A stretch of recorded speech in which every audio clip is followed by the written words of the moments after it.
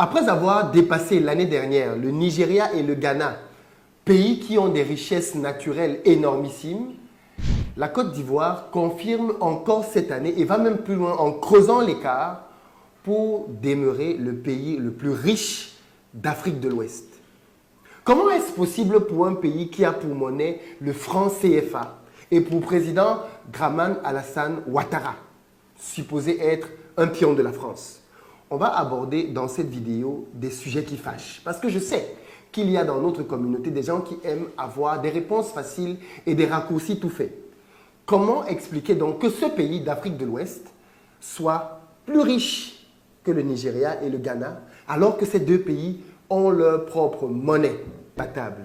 Aujourd'hui, je veux parler de la Côte d'Ivoire parce que beaucoup de personnes m'ont demandé « Mais Philippe, pourquoi tu es allé faire du business en Côte d'Ivoire ?» Il y a plusieurs raisons. Et aujourd'hui, on va parler des raisons économiques. Peut-être que beaucoup d'entre vous ne le savent pas ou vous le découvrez à présent. Mais la Côte d'Ivoire est le pays le plus riche d'Afrique de l'Ouest en termes de PIB par habitant.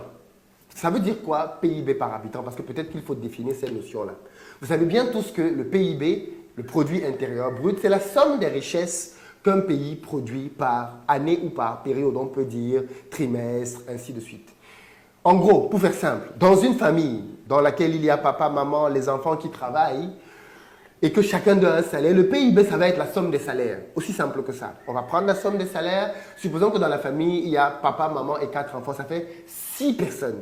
Et que chacun d'entre eux touche, par exemple, alors les deux parents touchent peut-être 2 millions par mois et les enfants touchent 1 million chacun. Donc, on va dire que le PIB de cette famille-là, ça va être 4 millions, plus 4 millions des enfants, ça va faire 8 millions au total. C'est ça la notion de PIB.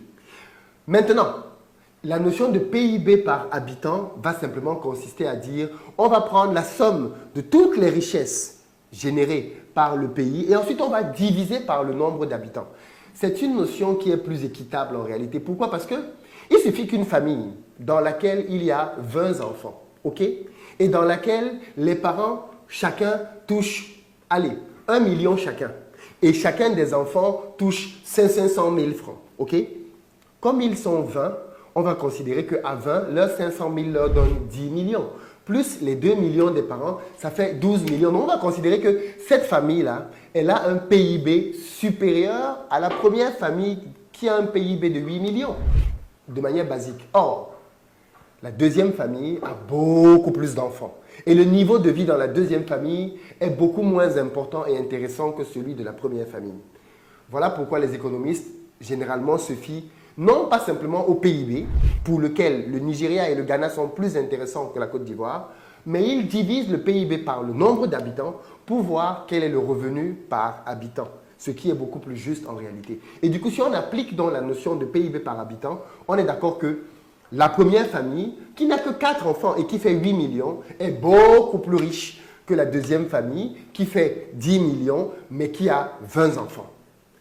Voilà donc le cadre dans lequel la Côte d'Ivoire est le pays le plus riche d'Afrique de l'Ouest. Parce qu'avec une population beaucoup moins importante que le superpuissant Nigeria et moins importante que le Ghana, eh bien la Côte d'Ivoire a aujourd'hui un PIB par habitant beaucoup plus intéressant. Mais attention, atteindre ces chiffres n'est pas le fruit d'un hasard. Et on va essayer de comprendre donc dans cette vidéo comment la Côte d'Ivoire a fait pour atteindre cet exploit. Et j'aimerais bien que tous ceux d'entre vous dans les commentaires qui ont l'habitude d'avoir le raccourci facile de dire que les pays d'Afrique francophone sont pauvres à cause du franc CFA, que vous m'expliquiez donc comment est-ce que la Côte d'Ivoire fait pour battre les meilleures économies africaines alors que ces économies ont leur propre monnaie. Alors attention, disclaimer tout de suite. Je fais partie des gens qui pensent qu'il faut que les pays africains sortent du CFA. Je l'ai déjà dit des milliers de fois. Et je suis d'accord pour sortir de cette monnaie. Mais, attention. Évitons les manipulations et les raccourcis du sous-quartier. La monnaie, et on va le voir dans cette vidéo, la monnaie, en réalité, a une valeur en fonction de l'économie. La monnaie est un outil au service d'une économie. Si l'économie n'est pas performante, tu peux avoir la meilleure des monnaies au monde. Elle ne vaudra pas grand-chose. En revanche, si tu as une bonne économie, de bonnes réformes, comme on va le voir par rapport à ce que la Côte d'Ivoire a mis en œuvre, alors même si tu as une monnaie qui a des limites, tu peux t'en tirer. Donc, je le reprécise encore ici. Je suis pour le fait de sortir de cette monnaie. Déjà parce que c'est une monnaie qui a des rallants coloniaux. Et je suis d'accord qu'il faut couper tous les liens avec tout ce qui peut donner le sentiment aux Africains qu'ils dépendent de près ou de loin de la France, l'ancienne puissance colonisatrice. Il faut couper tous ces liens-là. Mais attention, attention, n'ayons pas la fausse idée de penser que parce qu'on aura changé la monnaie, les pays africains, du jour au lendemain, tout à coup soudain, vont devenir des économies performantes en Afrique. Non, il y a beaucoup de pays en Afrique qui ont leur propre monnaie et qui, économiquement, ne s'en sortent pas. Quand vous regardez même les pays les plus pauvres d'Afrique, beaucoup d'entre eux ont leur propre monnaie, mais ne s'en sortent pas.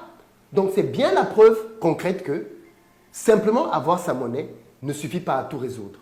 Et je sais que pour plusieurs raisons, malheureusement, les gens font la confusion entre les personnes et les résultats. Et je sais qu'il y a des gens qui, parce que politiquement, ils ne sont pas d'accord avec M. Ouattara, c'est le droit légitime de tout le monde, ne vont pas avoir l'objectivité de regarder les faits. Et ce que l'on va voir maintenant, ce sont les faits. On peut aimer ou pas aimer M. Ouattara ou pas sa politique. Il faut reconnaître quand même que, de manière factuelle, les politiques qu'il a mis en œuvre portent des résultats intéressants. Donc, entrons donc maintenant dans le vif du sujet. Ça va être un peu long parce que c'est un article qui trace les différentes raisons qui font que la Côte d'Ivoire s'en sort aujourd'hui pour que ça inspire d'autres pays africains. Parce que ce que la Côte d'Ivoire est en train de faire aujourd'hui, d'autres pays peuvent le faire. Et d'ailleurs, dans ce classement, quand on va le lire, vous allez vous rendre compte que le deuxième pays qui est en train de venir aussi, c'est le Sénégal. Et le Sénégal a des résultats très intéressants. Là encore, on est dans un pays qui a le franc CFA avec Macky Sall à la tête de l'État. Donc, moi, je regarde les faits et je juge les chiffres. Vous savez bien ce qu'on dit, non? Les hommes mentent, les femmes mentent. Les chiffres ne mentent pas.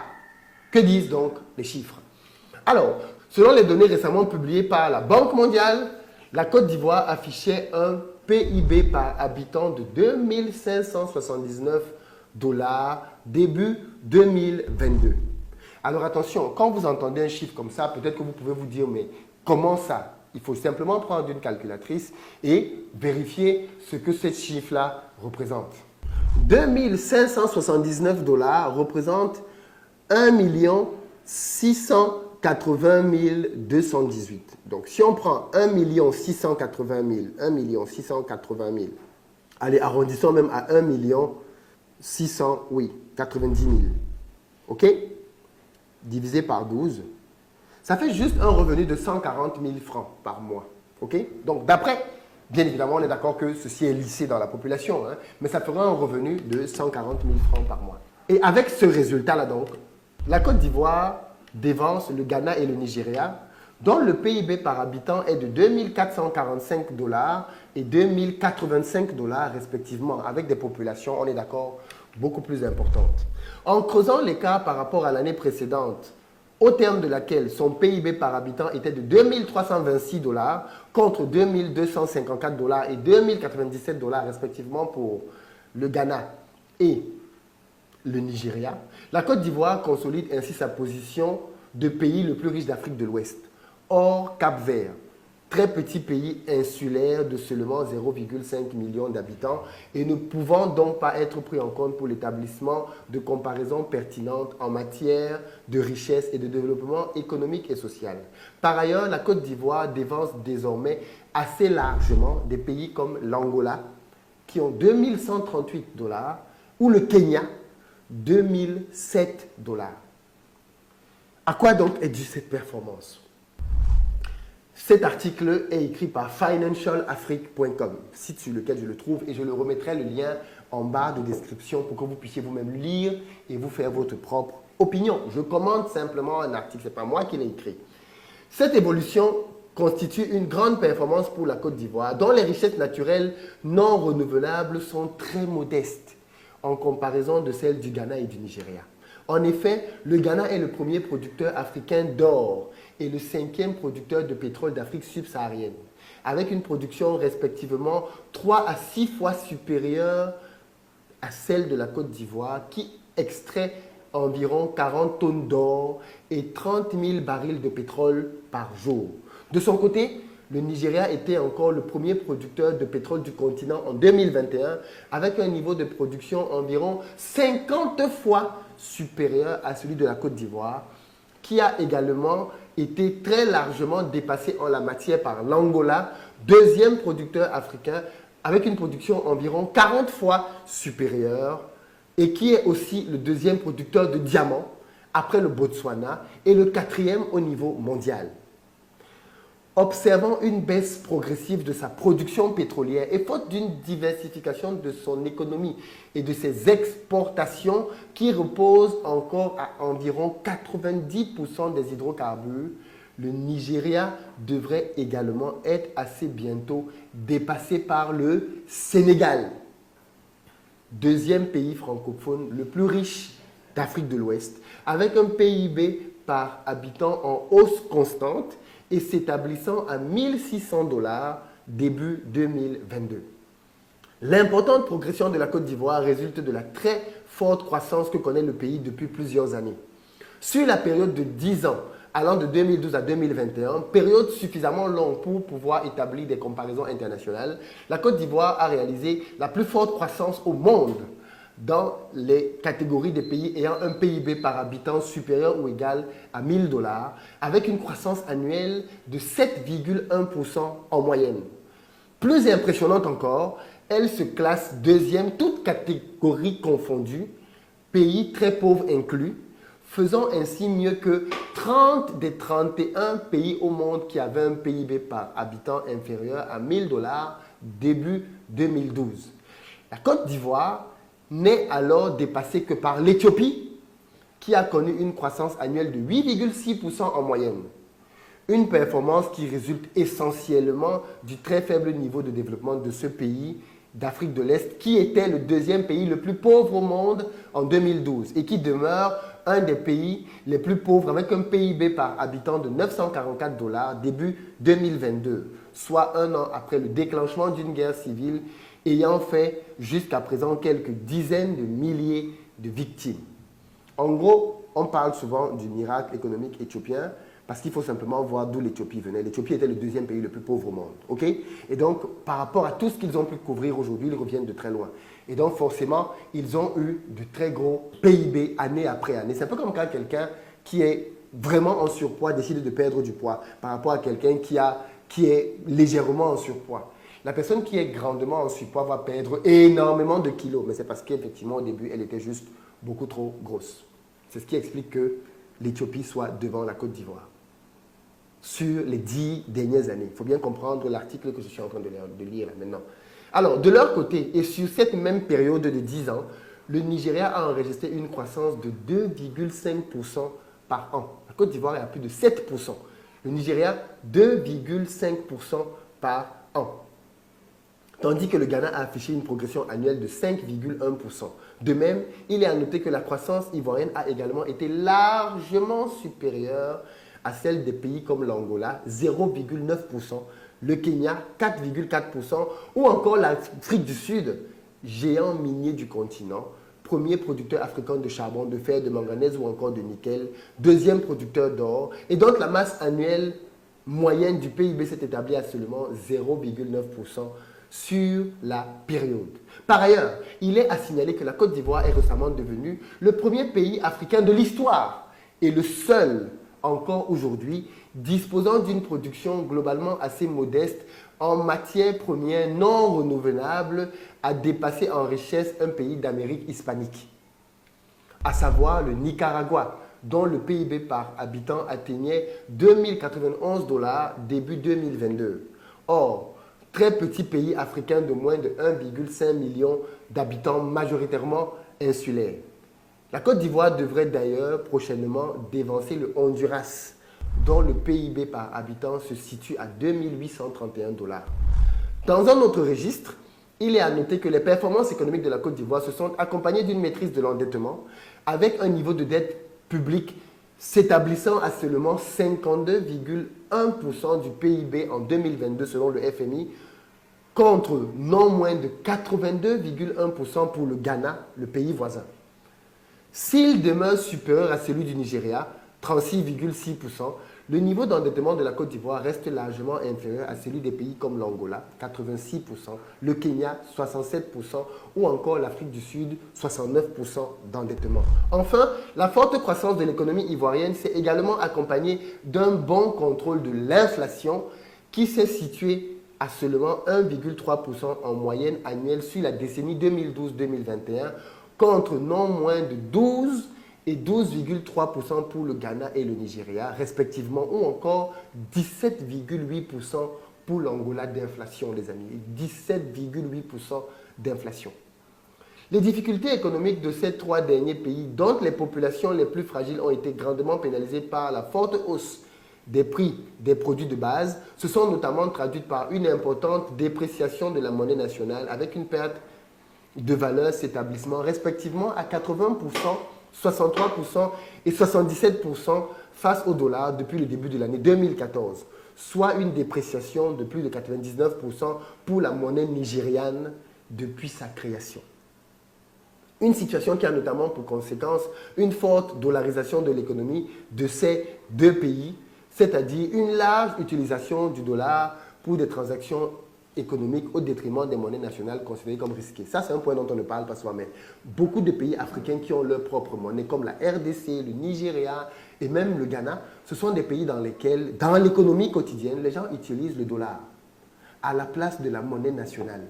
Les gens préfèrent utiliser le dollar parce qu'ils estiment que le dollar est plus sûr que leur propre monnaie nationale. Les résultats de la Côte d'Ivoire s'expliquent par les profondes réformes administratives, juridiques et fiscales réalisées afin d'améliorer le client des affaires et d'attirer les investisseurs, ainsi que par une politique active de diversification des sources de revenus. Grâce aux réformes accomplies, la Côte d'Ivoire a réussi à instaurer un cadre propice à l'entrepreneuriat local et aux investissements étrangers. Le pays avait ainsi fait un bond considérable dans le classement international relatif au climat des affaires qui était publié chaque année par la Banque mondiale, en passant de la 167e place en 2012 à la 110e place en 2020, année du dernier rapport avant suspension. Même si elle demeurait à ce moment-là encore bien moins classée que des pays comme le Maroc, 53e, l'Afrique du Sud, 84e, la Côte d'Ivoire faisait toutefois déjà largement mieux que le Nigeria, 131e, l'Angola, 177e ou encore l'Éthiopie, 159e. Au passage, il convient de rappeler que la maîtrise de l'inflation, élément ayant une incidence certaine sur l'environnement des affaires, n'était hélas pas prise en compte dans l'élaboration du classement annuel de la Banque mondiale, ce qui pénalisait la Côte d'Ivoire, où l'inflation était bien plus faible que dans les pays précédemment cités.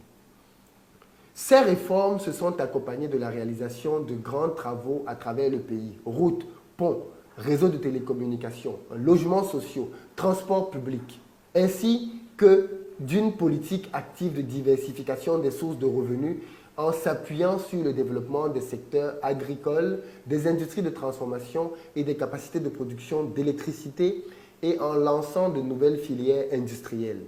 Déjà premier producteur mondial de cacao depuis longtemps, la Côte d'Ivoire s'est ainsi également hissée au cours de la dernière décennie au premier rang mondial pour la production de la noix de cajou, dont elle assure désormais près de 80% de la production continentale, soit un quintuplement de la production nationale. Le pays est également le second producteur africain d'huile de palme, derrière le Nigeria, et est récemment devenu le troisième producteur continental de coton après le Mali et le Bénin. Par ailleurs, le pays dispose d'un secteur halieutique assez important, étant notamment le premier producteur africain de thon.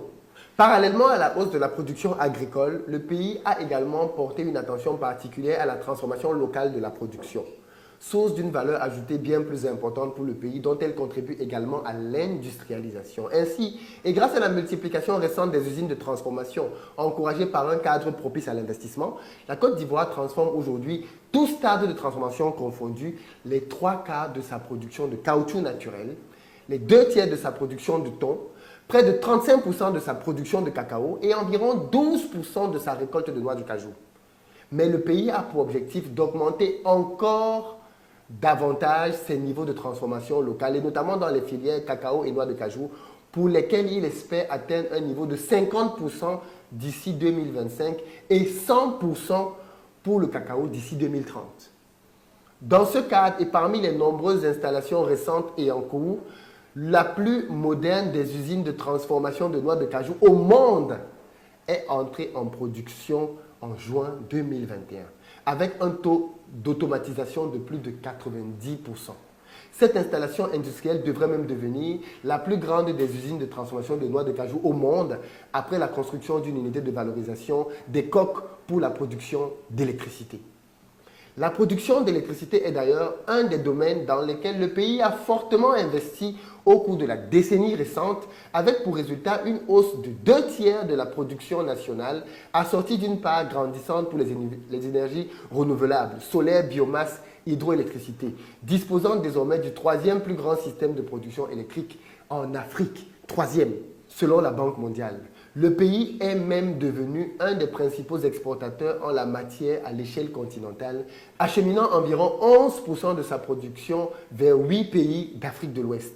Au niveau national, le taux de couverture est passé de 33% des localités ivoiriennes depuis début 2012 à 82% en mars 2022, couvrant ainsi 92% de la population, même si une partie minoritaire des habitants de ces localités ne bénéficient pas encore de l'électricité à domicile. L'électrification du pays constitue en effet un élément de grande importance pour la réussite de toute politique de développement économique et social.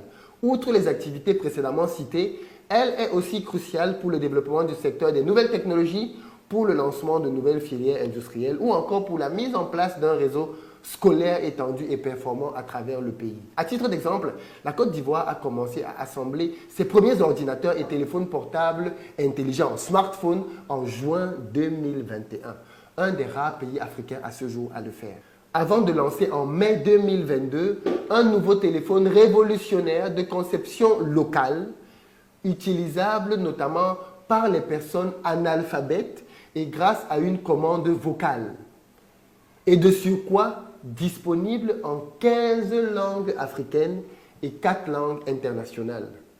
Dans le même temps, une filière automobile commence aussi à se développer avec l'installation d'une usine d'assemblage de minibus, de camions et d'ambulances de la marque Iveco et dont les premiers véhicules ont été présentés en janvier 2022. Quant à l'éducation, les 5 dernières années ont vu l'ouverture d'autant de classes à travers le pays qu'au cours des 20 années précédentes.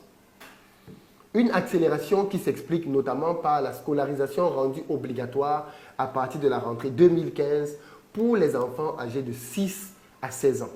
Grâce à la diversification des sources de revenus, les activités directement liées aux industries extractives, hydrocarbures, industries de mines et malgré l'augmentation de la production au cours des dernières années, ne représentent aujourd'hui qu'environ 30% des exploitations. Il est à noter que la diversification de l'économie ivoirienne s'est également accompagnée d'une diversification des partenaires économiques, dont la Chine est désormais le premier partenaire commercial avec une part de 8,9% du commerce extérieur des biens en 2020. La France n'arrive qu'en 3e position avec 7,7%, devancée par le Nigeria, mais avec lequel les échanges reposent essentiellement sur l'achat d'hydrocarbures. La présence chinoise se manifeste surtout au niveau des importations du pays, dont elle a fourni 15% des besoins cette même année, devant le Nigeria 13,1% et la France 10,8%. La Chine demeure toutefois un très modeste client de la Côte d'Ivoire, dont elle n'absorbe que 3,7% des exportations en 2020, se classant ainsi à la 12e position, loin derrière les Pays-Bas qui occupent la première place, devant les États-Unis et la Suisse. La France étant 8e avec 5,1%. Enfin, la diversification de l'économie ivoirienne devrait également se renforcer avec le développement attendu du secteur touristique encore embryonnaire. En effet, et contrairement aux pays francophones que sont le Maroc et la Tunisie, 2 des destinations phares du tourisme sur le continent, la Côte d'Ivoire et plus globalement l'Afrique francophone subsaharienne ont largement et longuement délaissé ce secteur à fort potentiel, faisant ainsi presque ignorer au reste du monde entier l'existence d'une faune, d'une flore et de paysages exceptionnels comparables à ce qui peut être observé dans certains pays anglophones du continent. Une situation fort regrettable pour un pays qui ne manque pourtant pas d'atouts en la matière, notamment grâce à ses plages, ses parcs nationaux ou encore sa basilique Notre-Dame de la Paix de Yamoussoukro, plus grand édifice chrétien au monde, quasi réplique de la basilique Saint-Pierre de Rome et dont l'existence même est ignorée de la quasi-totalité des chrétiens des pays du Nord, y compris en France. Occasion de rappeler au passage que la Côte d'Ivoire est un pays bien plus grand que ne l'indique la majorité des cartes géographiques en circulation, y compris en Afrique. Étant légèrement plus étendu que l'Italie et un tiers plus vaste que le Royaume-Uni, et non 2 ou 3 fois plus petit, des cartes qui dressent généralement une représentation terriblement déformée du continent en réduisant considérablement la taille des pays du Sud. Ce qui amène également à rappeler que la Côte d'Ivoire demeure assez faiblement peuplée, puisqu'elle devrait compter au moins 90 millions et 64 millions d'habitants respectivement si elle était proportionnellement aussi peuplée que le Royaume-Uni et l'Italie. Densité de population. La Côte d'Ivoire peut donc se féliciter d'être parvenue à atteindre ce niveau de développement économique et d'être aujourd'hui l'économie la plus dynamique du continent en tenant compte à la fois de ses niveaux de croissance et de richesse actuels, la réalisation de forts taux de croissance par des pays se classant parmi les plus pauvres comme l'Éthiopie ou le Rwanda n'étant pas une chose exceptionnelle, et ce, avant de devenir un important producteur de pétrole. Oui, en effet, suite à la récente découverte d'un gisement majeur au large de ses côtes, le pays devrait prochainement faire partie des principaux producteurs de pétrole d'Afrique subsaharienne, avec un niveau de production comparable à ceux actuels du Ghana et du Gabon. Mais, afin de lui être réellement profitable, cette nouvelle et importante manne qui s'annonce ne devra pas entraver la poursuite des réformes et des efforts de diversification et d'industrialisation du pays qui devra notamment s'inspirer des pays pétroliers du Nord. Norvège, Royaume-Uni, Canada, États-Unis, qui ont toujours su développer les différents pans de l'économie au nom de leur indépendance nationale, tout en atteignant un niveau élevé en matière de bonne gouvernance et de lutte contre la corruption et les détournements de fonds. Voilà ce que l'article du Financial Afrique dit au sujet de la Côte d'Ivoire. Comme j'ai dit en début de cette vidéo, il faut simplement reconnaître les faits. Les faits sont têtus, les chiffres ne mentent pas et ils sont unanimes. La Côte d'Ivoire est la première économie d'Afrique de l'Ouest et probablement l'une des plus importantes de tout le continent, si ce n'est la plus importante en ce moment, grâce à des réformes économiques, juridiques, fiscales qui font la différence. Qu'est-ce que cet article vous inspire? J'attends de vous lire dans les commentaires. Est-ce que les autres pays francophones ne se cachent pas derrière le franc CFA pour justifier l'absence de réformes? Vous savez, je discutais une fois avec un économiste qui disait que beaucoup de pays africains sont paramétrés pour être pauvres. Parce qu'ils ont justement dans leur législation des lois qui entraînent la pauvreté. Et un cas comme la Côte d'Ivoire démontre bien que même avec une monnaie bancale, on peut faire des choses très intéressantes. Je vous attends dans les commentaires, les amis, et mettez les organes de côté. Mettez les organes de côté. À très bientôt.